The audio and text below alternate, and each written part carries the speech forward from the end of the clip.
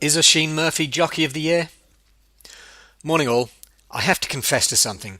I'm a member of the Oisin Murphy Fan Club. What a season he's had!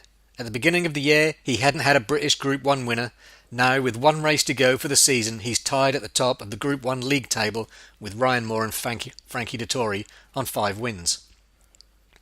His 5 wins have come courtesy of 3 different horses: Roaring Lion, Lightning Spear and the Tin Man, and the latest of his Group 1 successes came on Champions Day with Roaring Lion.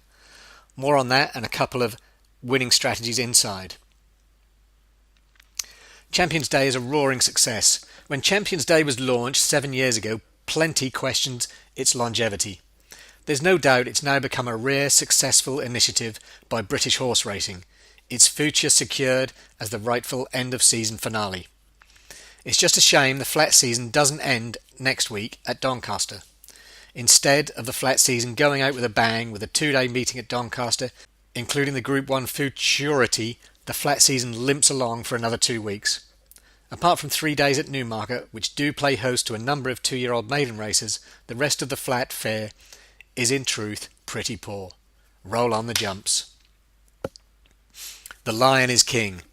What this time last week looked a substandard Queen Elizabeth II stakes turned it into anything but, as Roaring Lion's connections allowed him to take his chance on the race rather than go for the Champion Stakes over further.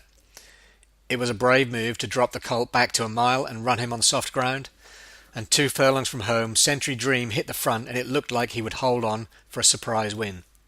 However, Roaring Lion was making steady headway under strong pressure and finally collared the eventual runner-up in the final few yards. There was still time for I Can Fly to come out of the pack to throw down one final challenge, but the line came in time to allow Roaring Lion to end the season the champion 3-year-old. Roaring Lion didn't enjoy the rain-softened ground, and that turn of foot he showed to win the Irish Champion Stakes couldn't be produced on this sort of ground. What he did show was plenty of class and heart. Without those 2 attributes, he wouldn't have won. He now heads for stud, but there's still a chance he could have a final swan song at the Breeders' Cup. If he does, I hope connections go for the turf over 1 mile 4 furlongs rather than the classic on dirt. No joy for Lawrence or Recoletus. Lawrence, who looked well in the paddock before the race, was probably feeling the effects of a long season. She was disputing the lead 2 furlongs out, but quickly dropped away. The filly stays in training as a 4-year-old. My fancy in the race, Recoletus was travelling like the winner 2 furlongs out, but he didn't find as much as expected and had to settle for 5th. Maybe he found the ground a little bit too soft. It looked a good race on paper, and the finish didn't disappoint either. The jumps are back. The National Hunt winter season is about to hit top gear as Cheltenham hosts its first jumps meetings of the season. Is it really only 6 months since the last one?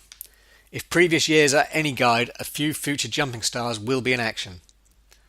Whilst all the focus was rightly on Champions Day, it was Welsh champion hurdle day at Foslas. The £7 rise in the weight Silver Streak got for winning the Swinton Hurdle back in May proved no hindrance as he ran out a comfortable 3-length winner.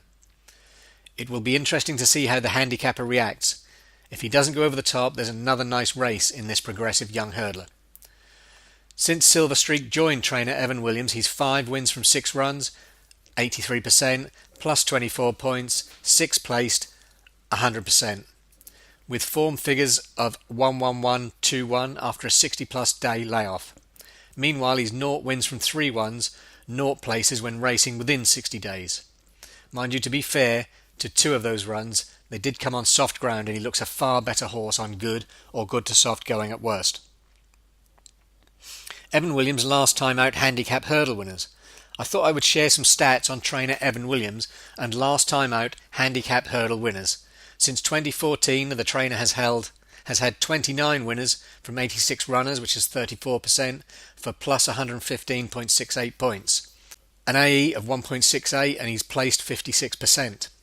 He's one of just 6 trainers to have a 30% win strike rate with the last time out winning handicap hurdlers. Notebook horse. This week's horse for the tracker ran on Saturday at Market Raisin.